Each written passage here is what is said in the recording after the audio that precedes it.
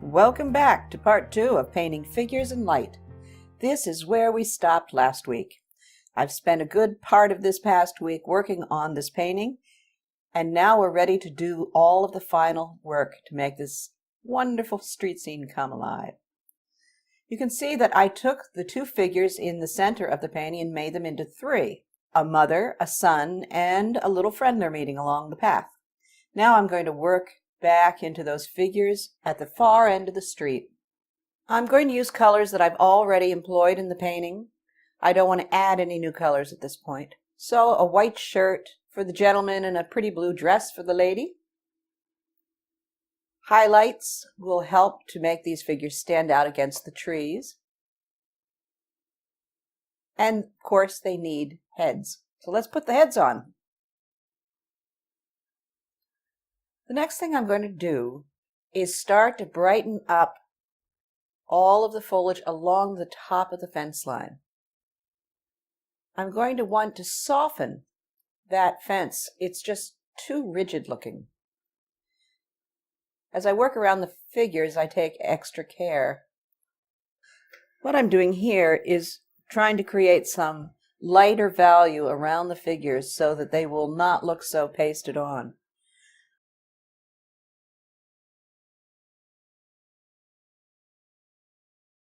Now I'm going to move over to the right-hand side of the painting. This is a foreground, so we need some little bit of detail, but I don't want my eye going down to the bottom of the painting. So I'm just going to add a little bit of light.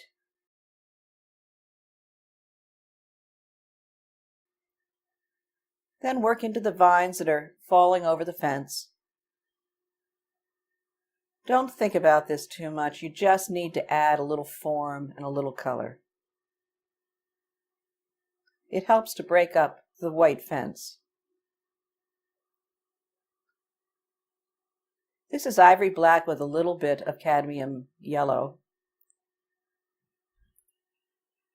And back across the street again, adding more light, an even lighter value. I find whenever I'm getting to the end stages of a painting, if I work on one section, it compels me to work on the other. It brings everything to completion at the same time. I'm going to paint these vines all along the fence line. See how that's helping to break up that hard edge? It also leads the eye right down the street. That's looking much better.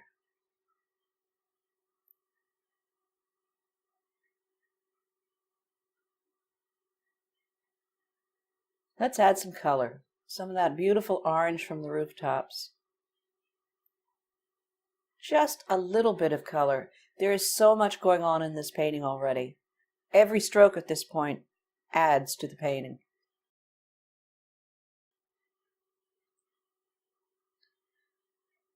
And those figures are looking so much more incorporated into the landscape. Up to the right-hand side of the building, this is foreground. It's our closest tree, so I'm going to add a few branches, a few clumps of leaves. Not a lot. I want this to remain fairly abstract. But we do need to add a little more form to the tree.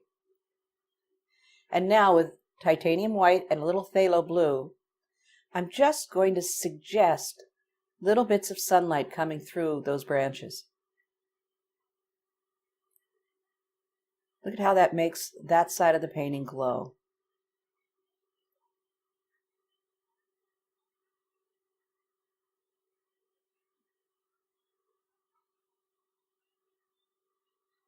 This roof is the only colorful section on this part of the painting, so I'm going to add just a little bit more color to it.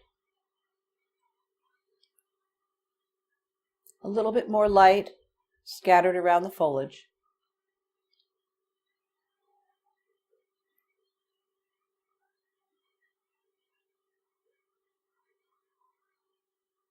That's looking better. Just a hint of warmer colors here. Now let's step back. We're getting close to the end.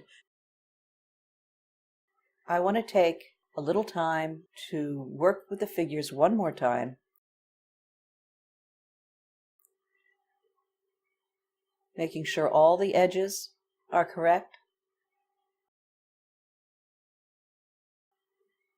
Those heads are a little bit too dark.